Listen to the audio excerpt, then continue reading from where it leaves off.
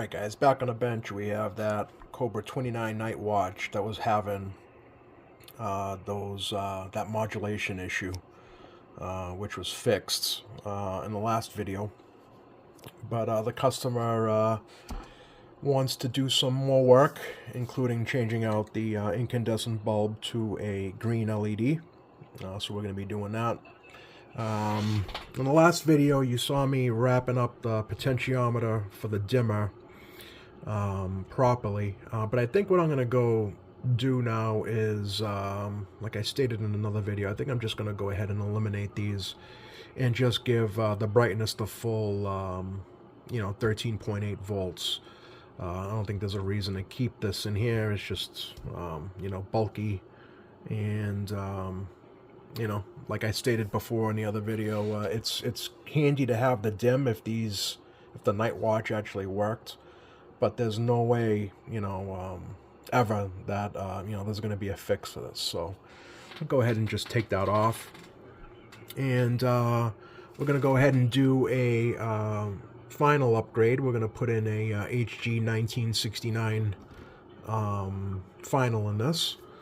And yeah, I'll do a full transceiver alignment and clean it up. There's some like paint. I can get that cleaned up and make this radio look as nice as possible. Probably get the side covers. I'll try to get that paint off as well. I got some different ways of doing that without ruining what's left of the black finish, the powder coating. But yeah, that's about it for this. But I just wanted to do like a part 2, showing the radio before and after. But yeah, so let me get at this. If you guys want to see more hands-on like videos, I can set this up on a tripod, and you guys can see me work. I personally think it's kind of boring, but people have commented before that they actually like to see the work being done. I don't know, let me know what you guys want to see, more hands-on stuff, or if you just want to see the end result. Anyway, let me get at this radio. I'll do the meter first, and then I'll do the final second. We'll get some obviously some more thermal compound behind that final. Clean that up nice. And yeah, the modulation was fixed, and yeah, I'll take this dimmer potentiometer right out, and yeah, it'll look nice and clean and neat in there. Alright, next time you see this radio, it'll have some work done to it. Stand by. Alright, so I got the meter light installed. Probably not going to see it that well because this spotlight that's here, it's work light, but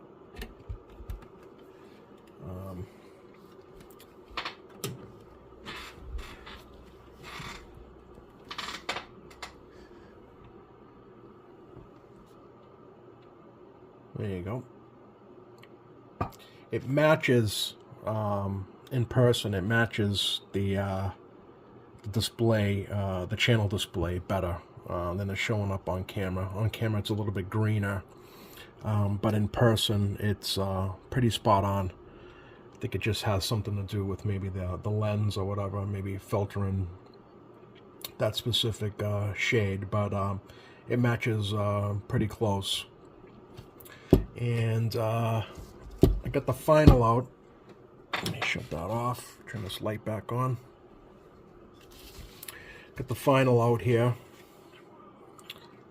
And yeah, it's just your typical 2078 final, which look at all these I have here from other upgrades. I keep some of them. I don't keep all of them because I do have a lot of them. But these are the 19. I only have 4 left, I think. But these are the ones you want to buy, is the HG. If you can see that. Yeah, there you go. Those are the ones you want to buy. These are the ones that are going to be the direct replacement to the Mitsubishi units. There's a lot of fakes out there. These are Chinese transistors, but this is the closest you're going to get, and they work fine. I've used these in lots of radios, and they are the actual equivalent to a Mitsubishi 1969. So anyway, yeah, I just wanted to show that, and so I got the back there. It's all nice and clean. I'm gonna put on some thermal paste and get that 1969 final installed on that too. And yeah, so just moving along. Just wanted to document that. All right, so I got that 1969 final installed, and I just wanted to show exactly what this is, what these transistors are capable of. So I got this hooked up onto the watt meter, and you can see. Now, I wouldn't leave it tuned like this, but I just wanted to show, you know, exactly, you know, the potential of this bipolar transistor. So, audio, audio, audio. So it's pegging out the meter. Is at the 30 watt scale there, and it was pegging out the meter. Let me see if I can actually put it to the 300. And audio, audio, audio. So yeah, I mean, it's just over 30 watts. Put this back. But yeah, again, I wouldn't leave it tuned that way. You know, for those people that like it tuned for, you know, max smoke, you know, that's how they would probably leave it. But it just goes to show you how much more of an upgrade these 1969 finals are compared to the MOSFETs. And, you know, you don't have to worry about, you know, these things burning up if you don't have a spot-on SWR on your, you know, antenna. But yeah, I just wanted to showcase that because when I put the final in, I had noticed that L14 was missing its core. So I'm going to be putting, I grabbed a core out of a parts unit. I'm going to be putting that back in. In fact, why don't we do that right now, and we can see the power difference. But I was kind of shocked. I'm like, well, you know, why is this thing pegging out my meter? And then I, you know, when I went to go adjust, you know, I noticed that the core was missing. So let's see where that puts us.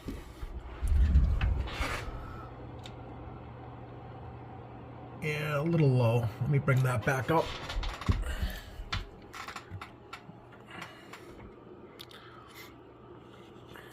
Let's see if that brings us up to like a 4-watt carrier. Oh, that actually increased it. Let me bring it down.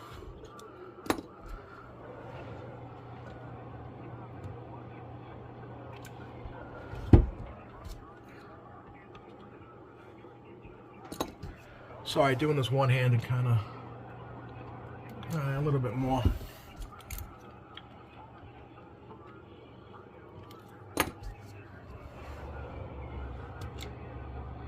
Alright, just about there. Alright, let's see what it peaks out at. Audio. Audio. Audio. Man, it's hitting right around 20 peak, and that is perfect. Perfect. These 1969 finals are the way to go. For me, these are an upgrade from the 2078s, not the MOSFET. But yeah, this is proof is in the pudding, guys. This is these 1969 HG bipolar transistors are I don't know. I think they're way better than the MOSFET, and easier to put in, simple. You know, definitely not as sensitive as you know, the MOSFET. And for me, this is the way to go. These are the upgrades, not the MOSFETs. All right, so got it pretty much all aligned. Got it to minus 112 dB sensitivity, 12 dB synod, so a little bit better than normal. And got the dead key set back down. Just the 4 watts. And see what she's doing for peak now. Audio. Let me turn this talk. Oh, I can't turn it off yet. I still have to do the talk back switch, but let me turn that go off. All right. Audio. All right, so we're hitting just over 20, like 25 or so. So that's perfect. That is perfect. So now what I'm going to try to do now is try to get this 54 megahertz trap circuit right back there. We're going to get that adjusted. So take a look at the spectrum analyzer here.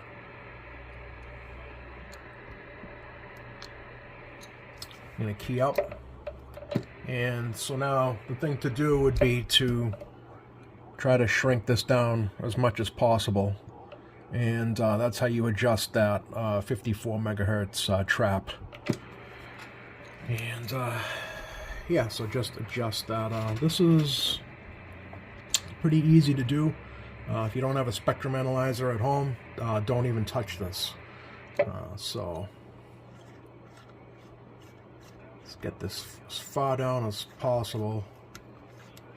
Okay. I think that's about it right there. Let me go back up with it. And back down. Yeah, that's about it right there. Oh, hold on.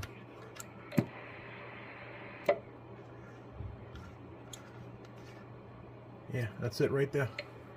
And that's how you adjust that 54 megahertz trap circuit. So the core is back in there. That's adjusted. So now I'm going to put some beeswax over both those cores, so that way they don't move out of adjustment. Because they will, especially in a mobile unit. You know, they will fall out of adjustment. And then so last thing I got to do is just adjust modulation. And yeah, that's basically it. Wire up that talk back and do a little cleaning to this radio. Stand by. All right, so we have VR3 back in, the squelch, finals in. I got the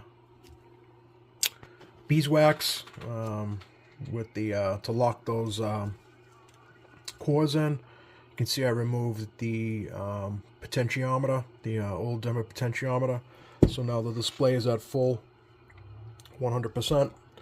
Talkback is on, installed, looking good. All right. Green meter, which matches, like I said before, matches the channel display pretty well. And yeah, so let's see how it looks on the scope. Sorry for the tone.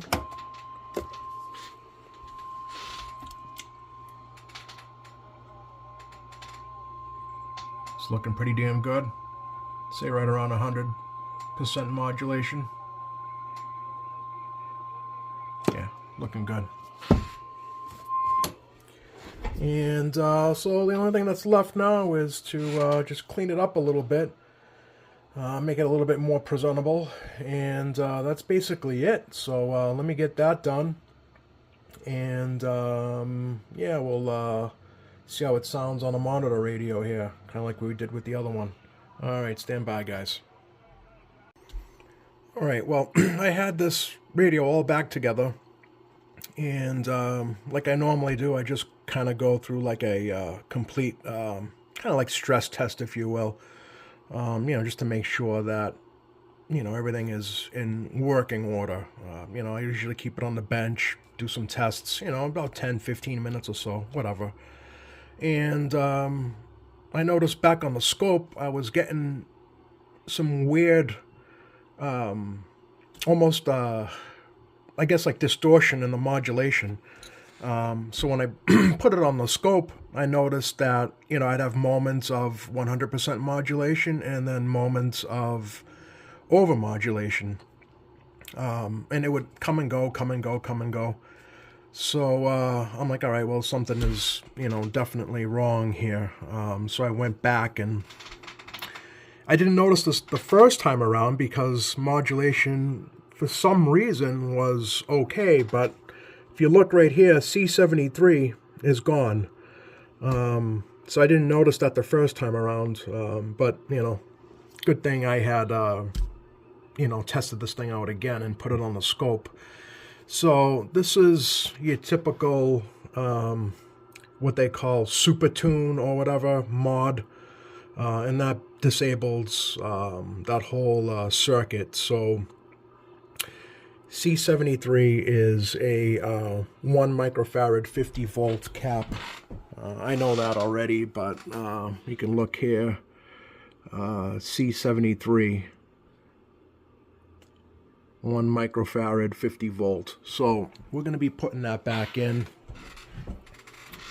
and readjusting this modulation again.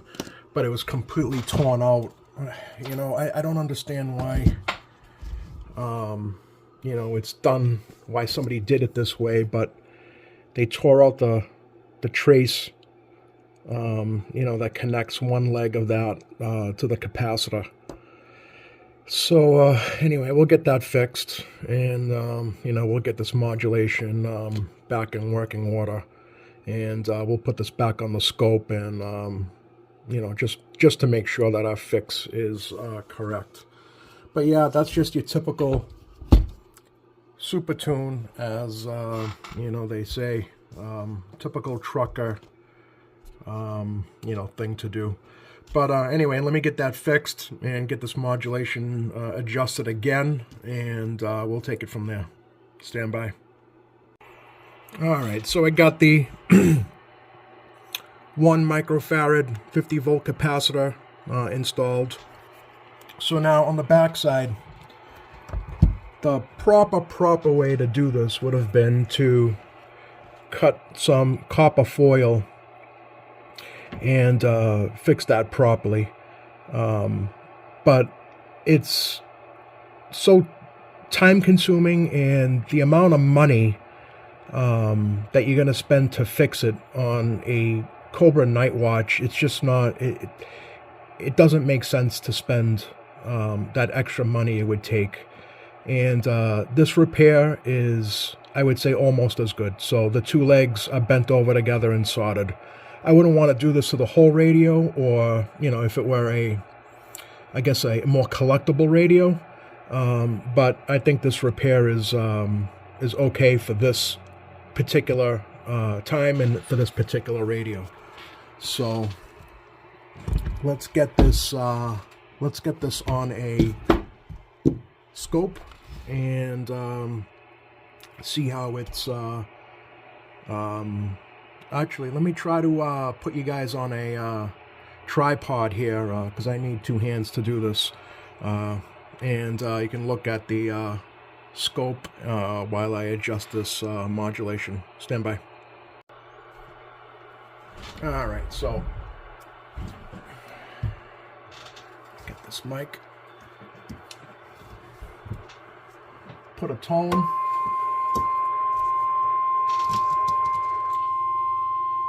It's horrible. That is horrible.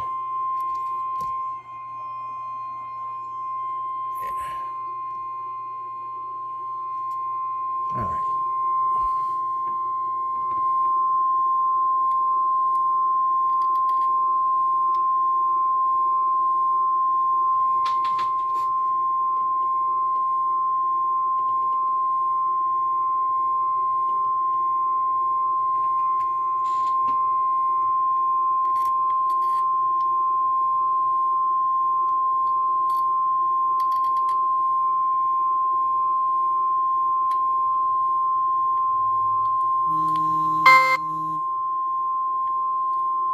Alright, it's about 100 there.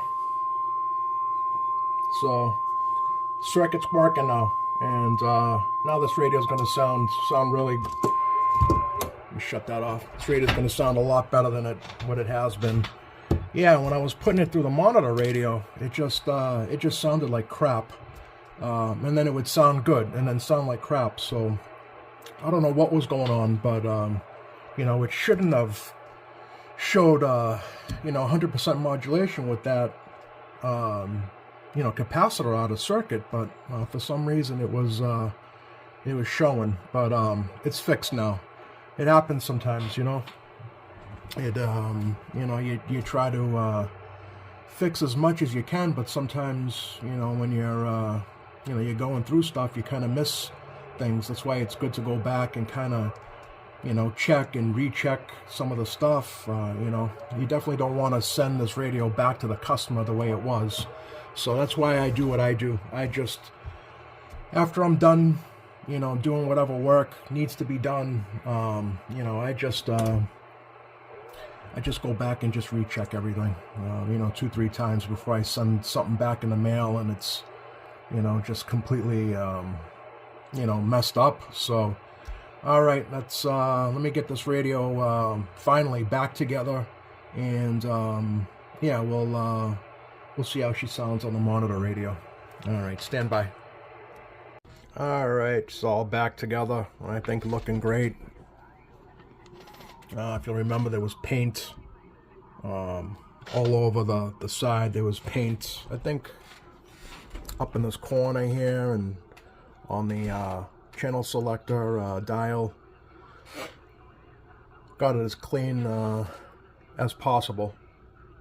I think it's looking good. Let me turn off this light and you can meter glows pretty nice.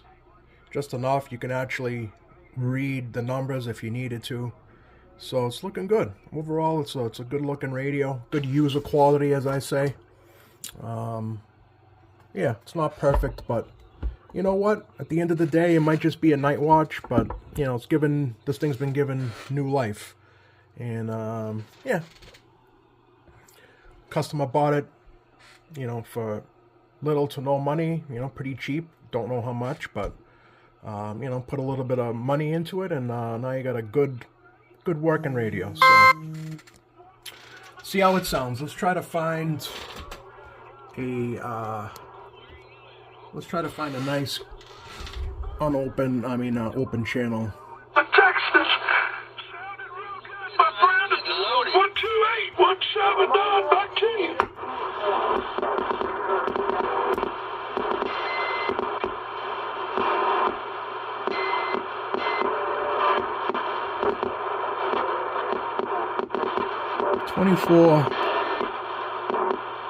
All right, 24.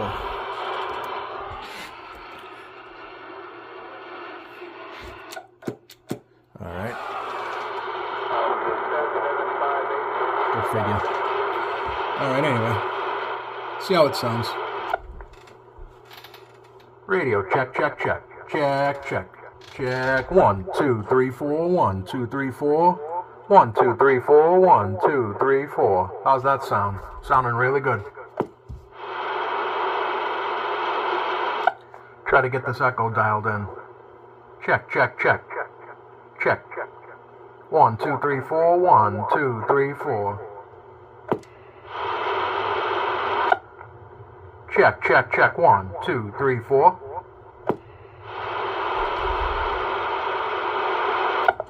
1, 2, 3, 4, 1, 2, 3, 4. Radio sounding good, radio sounding nice. 1, 2, 3, 4, 1, 2, 3, 4.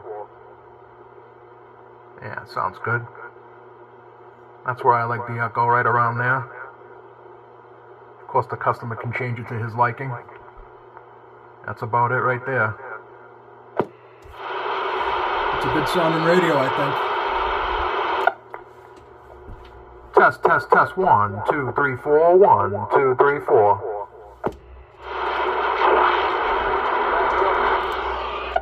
Test 1, 2, 3, 4. 1, 2, 3, 4.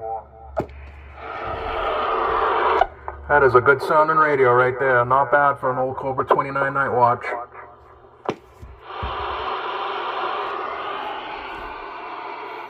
Alright guys, that's about it for this radio. Finally send both those radios back to the customer. I think he's going to be happy with it. Alright guys, thanks for watching.